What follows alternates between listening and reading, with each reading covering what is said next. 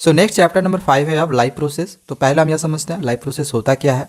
तो वो सभी प्रोसेसेस जो किसी भी लिविंग ऑर्गेनिम्स के बॉडी में हो रहे होते हैं ताकि वो जीवित रह सके, that is called life process. अब कौन कौन से ऐसे प्रोसेसेस होते हैं, तो मेनली हमें इस चैप्टर में 4 प्रोसेसेस के बारे में पढ़ना है, जैसे न्यूट्रिशन, ट्रांसपोर्टेशन, रिस्पायरेशन और एक्सक्रीशन। इन सब के बारे में पढ़ना है। और ये जो प्रोसेसेस होते हैं यूनिसेलुलर और मल्टीसेलुलर दोनों तरह के ऑर्गेनिज्म में होते हैं। अब यूनिसेलुलर ऑर्गेनिज्म और मल्टीसेलुलर ऑर्गेनिज्म कौन कौन से हैं ये भी हमने यहाँ पे आप लोग को एग्जाम्पल दे दिया है।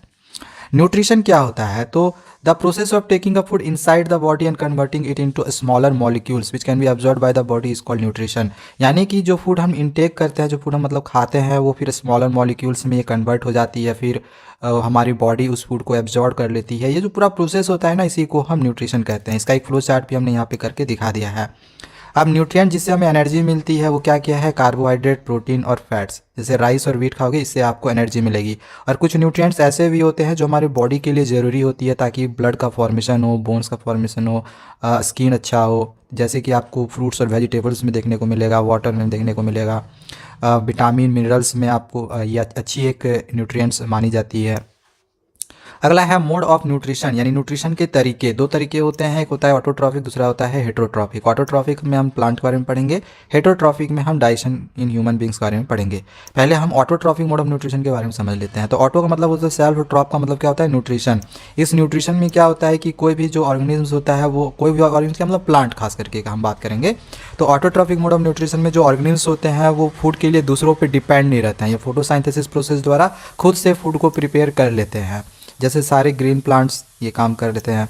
अब न्यूट्रिशन इन प्लांट्स, जो प्लांट्स में न्यूट्रिशन मिलता है, कैसे मिल रहा है प्लांट्स को न्यूट्रिशन, तो इसमें हम फोटोसाइंथेसिस का पूरा प्रोसेस पढ़ेंगे। देखो इसका हमने एक फ्लो चार्ट आप लोग के लिए बना के यहाँ पे तैयार कर दिया है। इतना तो पता है कि लीव्स में क्लोरोफिल प्रेजेंट रहता है। वो क्लोरोफिल क्या करता है, सन के लाइट को, लाइट एनर्जी को केमिकल एनर्जी में कन्वर्ट कर देता है। और ये जो केमिकल एनर्जी है फिर H2O को इस तरह से ब्रेक डाउन करती है। ये जो रिएक्शन है ये लाइट रिएक्शन कहलाता है। और फिर इस तरह से फोटोसाइंथेसिस का जो पूरा प्रोसेस है वो कंप्लीट हो जाता है। और ये जो रिएक्शन है इसको हम डार्क रिएक्शन कहते हैं। इसको याद कर लेना, इस रिएक्शन को भी याद कर लेना। अब उसी चीज़ को देखो यहाँ पे हमने एक्सप्लेन कर दिया है। आप चाहो तो यहाँ से भी इसको पढ़ सकते हो, लिखना होगा तो लिख सकते हो। जो है वही था जो कि हमने ऑलरेडी एक्सप्लेन ऊपर में कर दिया है। अगला है रिस्पायरेशन इन प्लांट्स। प्लांट्स किस तरह से रिस्पायर करते हैं, तो जिस प्रकार से ह्यूमन और एनिमल्स रिस्पायर करते हैं, बिल्कुल प्लांट्स को भी उसी तरह से एनर्जी की ज़रूरत होगी। रिस्पायरेशन का मतलब ही होता है एनर्जी ऑब्टेन करना, ठीक है। तो यहाँ पे दिया गया plants do not have any special respiratory system, so they have to respire in all of their individual parts like leaf, stem and roots.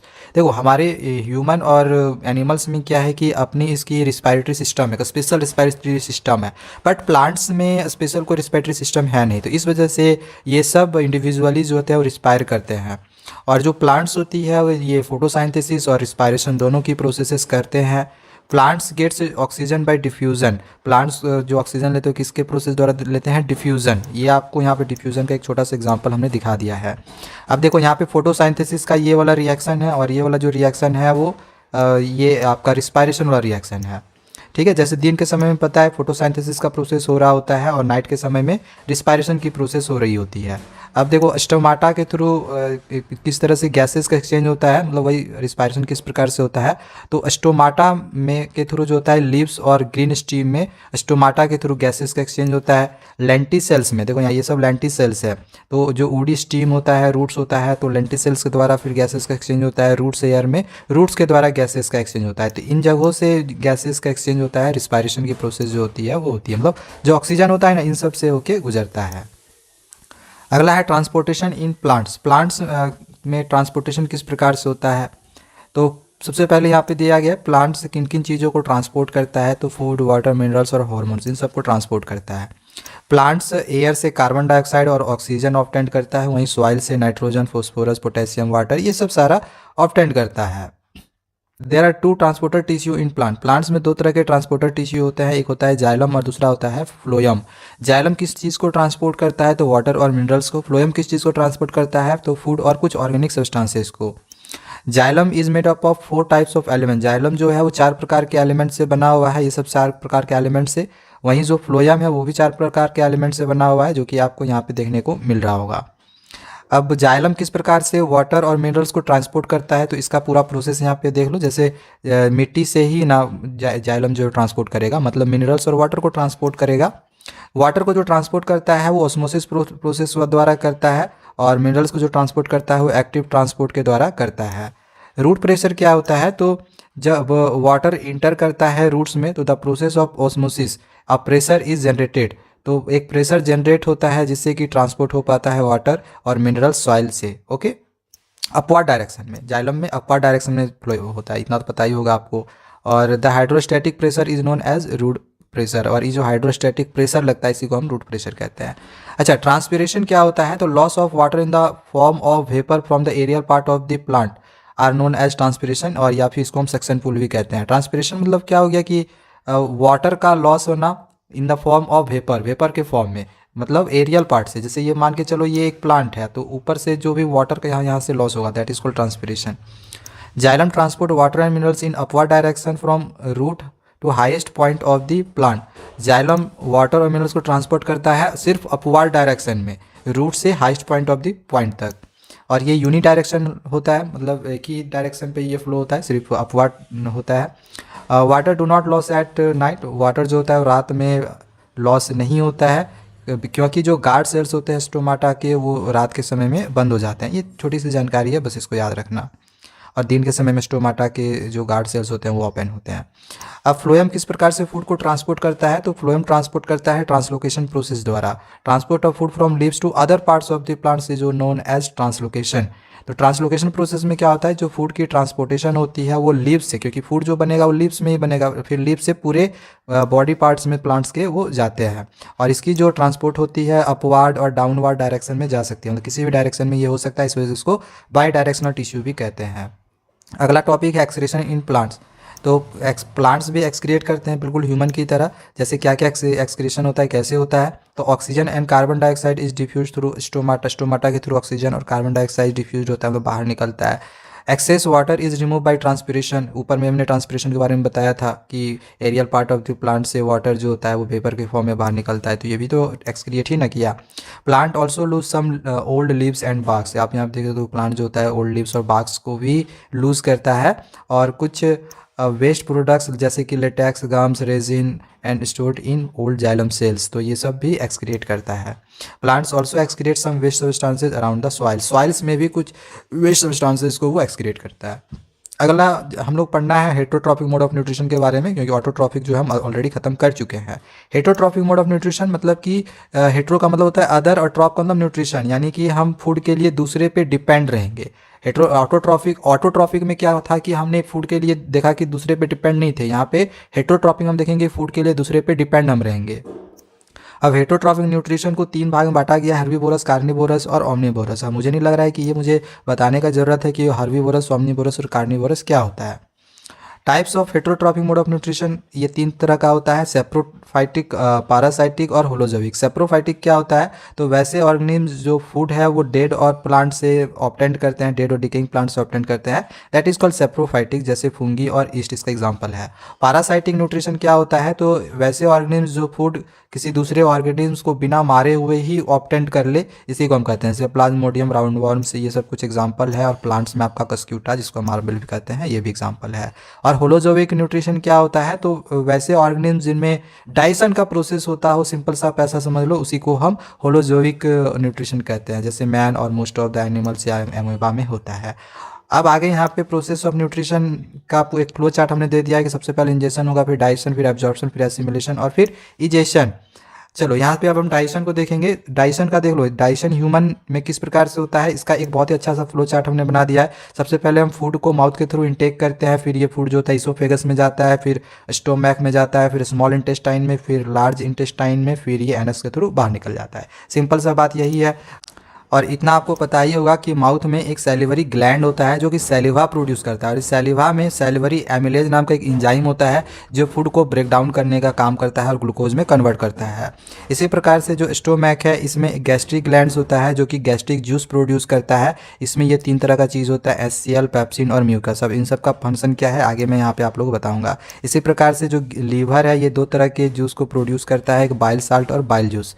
याद रखना कि जो लीवर है वो सबसे लार्जेस्ट ग्लैंड माना जाता है। पेनक्रियाज जो है ट्रिप्सिन और लिपेज ये दो तरह के एंजाइम्स को प्रोड्यूस करता है। अब देखो यहाँ पे पूरा प्रोसेस देख लो। सबसे पहले हम फूड को इनटेक किए, टीथ से वो ब्रेक डाउन किए, टंग से टेस्ट या रॉल किए, सैलिवरी ग्लैंड के बारे में बता दिया जो कि सैलिवा प्रोड्यूस करता है। एंजाइम्स रहता है इसमें एक प्रकार का जो कि सैलिवरी एमिलेज को ब्रेक डाउन करके फूड को जो कॉम्प्लेक्स फूड होता है उसको ब्रेक डाउन करके सिंपल शुगर यानी कि ग्लूकोज में कन्वर्ट कर देता है। अब जो फूड है वो इसोफेगस में आ जाता है जिसको हम फूड पाइप भी कहते हैं, एंड फिर फूड पाइप के थ्रू वो हमारे स्टोमैक में फूड जो है वो आ जाता है। अब हमारे स्टोमैक में गैस्ट्रिक ग्लैंड्स प्रेजेंट रहता है जो कि रिलीज़ करता है गैस्ट्रिक जूस, और ये जो गैस्ट्रिक जूस है इसमें 3 तरह की चीज़ रहती है, एचसीएल, पेप्सिन और म्यूकस। अब एचसीएल का क्या रोल है, तो ये एसिडिक बनाए रखता है हमारे स्टोमैक को, साथ ही जो फूड से बैक्टीरिया वगैरह आता है उसको किल करने का काम करता है। पेप्सिन का रोल क्या होता है, तो ये प्रोटीन को ब्रेक डाउन करके अमीनो एसिड में कन्वर्ट कर देता है। और म्यूकस क्या करता है, तो ये वॉल होता है स्टोमैक का जो कि प्रोटेक्ट करता है एचसीएल के सीक्रेशन को। ठीक है, स्टोमैक क्या है, एक बड़ा सा ऑर्गन है जो कि फूड इंटर जाता है तो एक्सपेंड करता है, ये सब पता ही होगा। फिर जो फूड है स्टोमैक से स्मॉल इंटेस्टाइन में चला जाता है। स्मॉल इंटेस्टाइन में यहाँ पे जो डाइजेशन की प्रोसेस है वो कंप्लीट हो जाती है, इसको याद रख लेना। ठीक है, यानी कि कार्बोहाइड्रेट, प्रोटीन, फैट्स यहाँ पे बॉडी को मिल जाता है। इसकी लेंथ लगभग 6 मीटर की होती है। एंड जो स्मॉल इंटेस्टाइन होता है वो लार्जेस्ट पार्ट होता है डाइजेस्टिव सिस्टम का। The small intestine receive the secretion of 2 glands, और जो स्मॉल इंटेस्टाइन होती है वो 2 तरह के सीक्रेशंस को, 2 तरह के ग्लैंड के सीक्रेशंस को रिसीव करती है। पहला लीवर है, दूसरा पैनक्रियाज है। लीवर क्या काम करता है, तो it produce bile juice and bile salt, जो ऊपर में भी हमने बता दिया था। बाइल जूस का फंक्शन है कि ये फूड को अल्कलाइन बनाए रखता है यानी कि बेसिक बनाए रखता है। वहीं बाइल साल्ट का क्या काम है कि जो बड़े बड़े फैट ग्लोब्यूल्स होते हैं उसको ब्रेक डाउन करने का काम करता है। इस प्रोसेस को हम इमल्सिफिकेशन भी कहते हैं। वहीं जो पैनक्रियाज है ये 2 तरह के एंजाइम्स को प्रोड्यूस करता है, एक ट्रिप्सिन और दूसरा लिपेज। ट्रिप्सिन का काम है प्रोटीन को ब्रेक डाउन करके एमिनो एसिड में कन्वर्ट करना, जो कि पेप्सिन का भी काम यही था। वहीं लिपेज का जो काम है वो इमल्सिफाइड फैट को फैटी एसिड और ग्लिसरॉल में ये कन्वर्ट कर देता है। अगला गॉल ब्लैडर है। गॉल ब्लैडर में क्या होता है कि ये बाइल जूस और बाइल साल्ट को ये स्टोर करने का काम करता है, जो कि यहाँ पे हमने आप लोग को बताया था। तो ओवरऑल हमने ये सब सारी चीज़ें आपको बता दी है, उसी का यहाँ पे देखो एक जो है एक फ्लो चार्ट है वो हमने तैयार करके दे दिया है। एंड इसके बाद विल्ली है, तो विल्ली एक फिंगर लाइक प्रोजेक्शंस होता है inside small intestine, small intestine के अंदर ये होता है। This projection increases the surface area of absorption. ये इसका काम क्या होता है विल्ली का, कि वो सरफेस एरिया को बढ़ाता है एब्जॉर्प्शन का। ठीक है, इसके बाद जो विली है वो फूड को ब्लड वेसल्स तक पहुंचाने का भी काम करता है। ठीक है, चलो ये सब हो गया। इसके बाद फूड जो है लार्ज इंटेस्टाइन में चला गया, ये सब सारा तो बता ही चुके हैं। चलो नेक्स्ट, ये प्रोसेस कंप्लीट हो गया डाइजेशन वाला। नेक्स्ट अब आगे के टॉपिक है रिस्पायरेशन इन ह्यूमन। तो रिस्पायरेशन क्या होता है, तो जो फूड हम इंटेक करते हैं जो कि वो ग्लूकोज के फॉर्म में बदल जाता है, तो ऑक्सीजन के साथ वो मिल के क्या करता है, फूड को ब्रेक डाउन कर देता है और इससे हमें एनर्जी मिलती है। इस पूरे प्रोसेस को ही हम रिस्पायरेशन कहते हैं।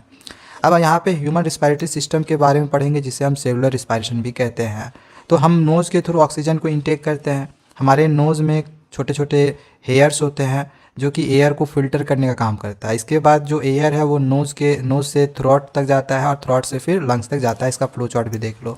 ऑक्सीजन जो है नोज़ तक आया, नोज़ से फेरेंक्स में जाता है, फेरेंक्स से लैरिंक्स में जाता है, फिर ट्रैकिया में जाता है। ठीक है, अब ट्रैकिया क्या है, लैरिंक्स क्या है, वॉइस बॉक्स है। ट्रैकिया क्या है, एक यू शेप्ड ट्यूब होता है जो कि लैरिंक्स को लंग्स के साथ जो है कनेक्ट करके रखता है। इसके बाद जो ट्रैकिया होता है इसके 2 ब्रांचेज होते हैं लेफ्ट राइट में, जिसको हम ब्रोंकी कहते हैं। यहाँ पे इसको आप देख सकते हो। इसके बाद एल्वियोली क्या होता है, तो it is a balloon like structure which provide a space for exchange of gases. Alveoli क्या है, एक बैलून लाइक स्ट्रक्चर होता है जो कि स्पेस प्रोवाइड करता है, क्योंकि वहीं पे गैसेस का एक्सचेंज होता है। इस लंग्स के अंदर में वो चीज़ होता है। ठीक है, चलो अब यहाँ पे एक फ्लो चार्ट फिर से हमने बना दिया है जिससे कि आपको समझ में भी आ जाएगा कि जो ऑक्सीजन है, ऑक्सीजन ब्लड के थ्रू जो होता है वो हमारी बॉडी में आता है। ब्लड में आरबीसी यानी रेड ब्लड सेल प्रेजेंट होता है, ये जो कि उसमें हीमोग्लोबिन पाया जाता है और इसी को हम ऑक्सीजन कैरियर भी कहते हैं। ऑक्सीजन को यही खींच कर लाता है। ठीक है, इसके लिए अब यहाँ पे एक बहुत ही इंपॉर्टेंट डायग्राम दिया हुआ है, इसको याद रखना है कि ग्लूकोज साइटोप्लाज्म में पायरुवेट के साथ रिएक्ट करता है और ऑक्सीजन की कमी में जब वो रिएक्ट करेगा तो लैक्टिक एसिड और एनर्जी फॉर्म करेगा, मतलब बनाएगा। इसके बाद यही जो ग्लूकोज है ये साइटोप्लाज्म में ही पायरुवेट के साथ रिएक्ट करके ऑक्सीजन के प्रेजेंस में ये कार्बन डाइऑक्साइड, वाटर और एनर्जी हमें देता है। इसको हम एरोबिक रिस्पायरेशन कहते हैं क्योंकि इसमें ऑक्सीजन प्रेजेंट रहता है। और यही जो ग्लूकोज है ये पायरुवेट में ही ऑक्सीजन की अब्सेंस में इसकी रिएक्शन अगर होती है तो इथेनॉल, कार्बन डाइऑक्साइड और एनर्जी मिलता है। ये कि ये ईस्ट में देखा जाता है और इसको अनएरोबिक रिस्पायरेशन कहते हैं क्योंकि इसमें ऑक्सीजन अब्सेंट रहता है। अब एटीपी और एडीपी क्या होता है? तो एटीपी का मतलब होता है एडिनोसाइन ट्राइफॉस्फेट और एडीपी का मतलब होता है एडिनोसाइन डाइफॉस्फेट।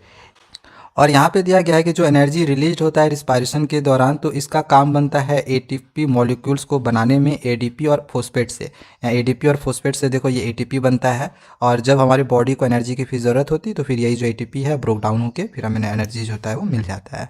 ठीक है, अब यहाँ एरोबिक अनएरोबिक रिस्पायरेशन का थोड़ा सा डिफरेंसेस दिया हुआ है कि एनिमल्स में कौन सा यहाँ पे रिस्पायरेटरी सिस्टम होता है वो भी यहाँ पे हमने दे दिया है। ठीक है, इसको यहाँ पे आप देख सकते हो उसको याद कर लेना, एग्जाम्स में भी आता है।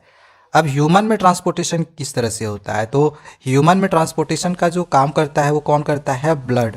अब ब्लड किन चीज़ों को ट्रांसपोर्ट करता है? तो यहाँ पे ये सब सारा देख लो, ये सब सारा ट्रांसपोर्ट करने का काम करता है। ट्रांसपोर्ट कैसे होता है? तो हार्ट पंप होता है, इसकी वजह से ट्रांसपोर्ट होता है। अब ब्लड के मेन कंपोनेंट कौन कौन से हैं? तो प्लाज्मा। इसका काम क्या होता है? तो ये फूड, कार्बन डाइऑक्साइड और वेस्ट प्रोडक्ट को ट्रांसपोर्ट करता है। ये येलो कलर का फ्लूइड होता है। वहीं रेड ब्लड सेल क्या होता है?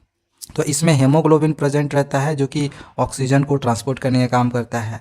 वाइट ब्लड सेल क्या काम करता है? तो this cells fight against harmful bacteria, viruses and germs. तो वाइट ब्लड सेल्स जो हार्मफुल बैक्टीरिया, वायरस और जर्म्स होते हैं उससे वो फाइट करता है और साथ ही हमारे इम्यूनिटी सिस्टम को भी बनाए रखता है। और प्लेटलेट्स काम क्या करता है? तो अगर कहीं खून जम जाए, मतलब खून निकल जाए, कट जाए, तो वो खून जो निकल रहा होता है उसको जमाने का काम करता है प्लेटलेट्स।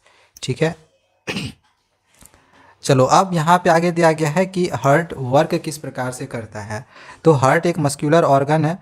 ये जो ऑर्गन्स होता है ये पंप करता है हमारे ब्लड वेसल्स तक, जितने ब्लड होते हैं उसको पहुँचाता है। It have two sides separated by muscular wall called septum. इसके दो साइड्स होते हैं, यहाँ पे भी आप हार्ट में देख रहे हो इसके दो साइड्स होते हैं जिसको हम सेप्टम कहते हैं। इसके 4 चैम्बर होते हैं, left atrium, right atrium, left ventricle और राइट वेंट्रिकल। इसका 4 चैम्बर्स है, यहाँ पे भी इसको आप देख रहे होगे। और वाल्व्स भी लगा होता है ताकि जो लिक्विड है दूसरे डायरेक्शन में फ्लो नहीं हो। Heart is surrounded by a thin layer. Heart के चारों तरफ में एक थीन लेयर होती है जिसको हम पेरिकार्डियम कहते हैं, जो कि प्रोटेक्ट करता है हार्ट को और हार्ट के शेप को बनाए रखने में भी काम करता है। डीऑक्सीजनेटेड ब्लड क्या होता है? तो ब्लड जो कि कार्बन डाइऑक्साइड को कैरी करता है और ऑक्सीजनेटेड ब्लड जो कि ऑक्सीजन को कैरी करता है, वैसा ब्लड। तो 3 टाइप के ब्लड वेसल्स होते हैं, आर्टरीज, वीन्स और कैपिलरीज। आर्टरी काम करता है ऑक्सीजनेटेड ब्लड को हार्ट से पूरे बॉडी पार्ट तक पहुंचाने का, एक्सेप्ट जो पुल्मोनरी आर्टरीज होते हैं वो कैरी करते हैं डीऑक्सीजनेटेड ब्लड को हार्ट से लंग तक। इसी प्रकार से जो वीन्स होता है वो डीऑक्सीजनेटेड ब्लड को बॉडी से हार्ट तक पहुंचाने का काम करता है। एक्सेप्शन इसका भी है, पुल्मोनरी वीन्स जो होता है वो कैरी करता है ऑक्सीजनेटेड ब्लड को लंग से हार्ट तक। ओके, कैपिलरीज का काम क्या है? तो ये थिन ब्लड वेसल्स होता है आर्टरीज और वीन्स के बीच में। अच्छा, इसमें ये भी याद रखना कि आर्टरीज में कोई वॉल्व्स प्रेजेंट नहीं रहता है, इसमें हाई प्रेशर में ब्लड फ्लो होता है, ये थिक और इलास्टिक होता है। वीन्स जो होता है इसमें वॉल्व्स प्रेजेंट होता है, ब्लड फ्लोज ये प्रेशर के साथ ब्लड फ्लोज करता है और ये थिन और इलास्टिक होता है, कम इलास्टिक होता है। ठीक है, अब यहाँ पे डबल सर्कुलेशन का एक फ्लो चार्ट है, इसको यहाँ पे देख लो। ह्यूमन में जो बॉडी है blood passes through the heart twice. Human से जो बॉडी है वो ब्लड हार्ट तक 2 बार आता है, इस वजह से इसको हम डबल सर्कुलेशन कहते हैं। किस प्रकार से हार्ट वर्क करता है? तो इसका पूरा प्रोसेस जो है यहाँ पे हमने दे दिया है कि जो डीऑक्सीनेटेड ब्लड है वो आता है बॉडी से राइट एट्रियम में वीन्स के थ्रू, फिर जो राइट एट्रियम से जो ब्लड है वो वाल्व के थ्रू वो फिर राइट वेंट्रिकल में चला जाता है, फिर राइट वेंट्रिकल से जो ब्लड है वो पंप करके लंग से पुल्मोनरी आर्टरी में चला जाता है, वहाँ पे CO2 को ड्रॉप कर लेता है और O2 को कैरी कर लेता है। फिर जो ऑक्सीजनेटेड ब्लड्स होते हैं वो लेफ्ट एट्रियम से पुल्मोनरी वेंस के थ्रू आ जाता है, फिर लेफ्ट एट्रियम से वाल्व्स के थ्रू ये लेफ्ट वेंट्रिकल में चला जाता है और लेफ्ट वेंट्रिकल फिर इसी ब्लड को पंप करके पूरे बॉडी पार्ट्स में भेज देता है आर्टरी के थ्रू, यानी अorta के थ्रू। ठीक है, अब आगे दिया गया है लिम्फ क्या होता है? तो ये एक तरह का ट्रांसपोर्टर फ्लूइड होता है। ये बनता कैसे है? तो देखो यहाँ पे ब्लड कैपिलरीज जो है, ब्लड कैपिलरीज के बीच में ना इंटरसेलुलर स्पेस होता है।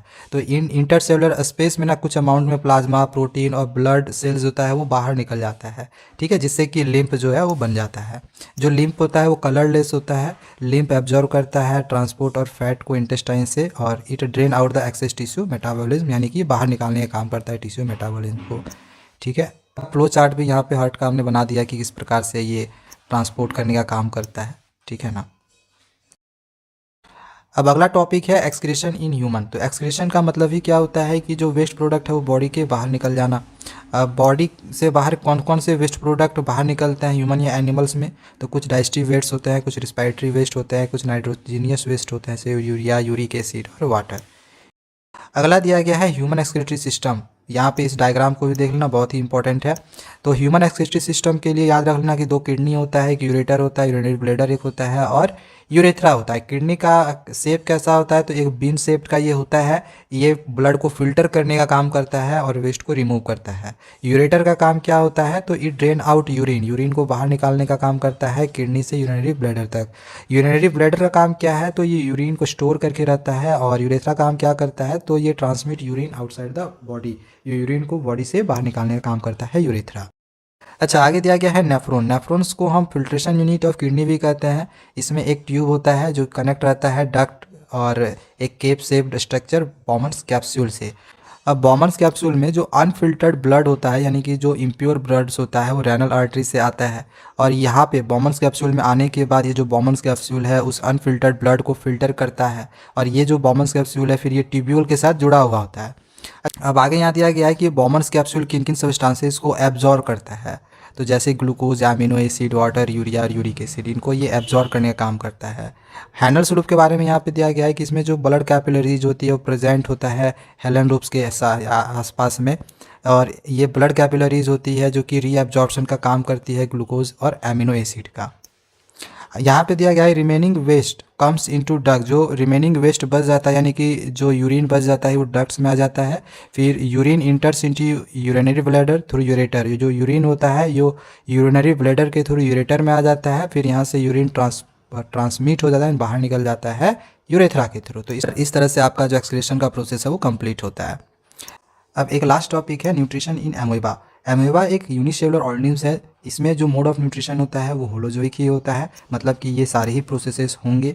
The process of obtaining food by amoeba is phagocytosis. और फूड जो एमोइबा जो फूड को ऑब्टेन करता है, ये प्रोसेस को हम फेगोसाइटोसिस कहते हैं। एमोइबा क्या खाता है, तो टीनी प्लांट्स और एनिमल्स को खाता है वाटर से, जो कि वाटर में तैर रहे होते हैं ना वही। अब किस प्रकार से इसमें न्यूट्रिशन मिलता है, तो स्टेप नंबर 1 इसका है इंजेक्शन। तो एमोइबा जो होता है फूड को कैप्चर करता है अपने टेम्पोररी फिंगर लाइक प्रोजेक्शन, जिसको हम सीडोफोडिया कहते हैं। फूड को इंटेक कर लिया, ये इसको हम सीडोफोडिया कहेंगे। अगला स्टेप नंबर 2 है digestion. Enzymes inter into food vacuole. जो ये फूड वैक्यूल यहाँ पे एक बना लेता है, तो इसके अंदर जो इंजाइम्स होते हैं जो कि एमोइबा में प्रेजेंट रहता है, तो वो इसके अंदर चला जाता है। और फिर ये इंजाइम्स फूड को ब्रेक डाउन करके स्मॉलर सब्सटेंसेस में कन्वर्ट कर देता है। अच्छा, ये जो येलो कलर का लिक्विड दिखाई दे रहा है ना, ये साइटोप्लाज्म है, याद रखना। और ये जो इंजाइम दिखाई दे रहा है ये लाइसोसोम्स है। अगला है एब्जॉर्प्शन। तो जो डाइजेस्टेड फूड होता है वो आ जाता है आपका फूड वैक्यूल में, और फिर हमारे ये एमोइबा का जो वॉल्स होते हैं उसको एब्जॉर्ब कर लेता है। अगला प्रोसेस है एसिमिलेशन। जो एब्जॉर्ब फूड है वो पूरे बॉडी को में डिस्ट्रीब्यूट हो जाता है, जिससे एनर्जी मिलती है। तो एसिमिलेशन का प्रोसेस पूरा हो जाता है, और फिर एमोइबा के सरफेस वॉल से जो वेस्ट मटेरियल्स है वो कहीं से भी इस तरह से बाहर निकल सकता है। तो ये आपका पूरा चैप्टर कंप्लीट हो गया।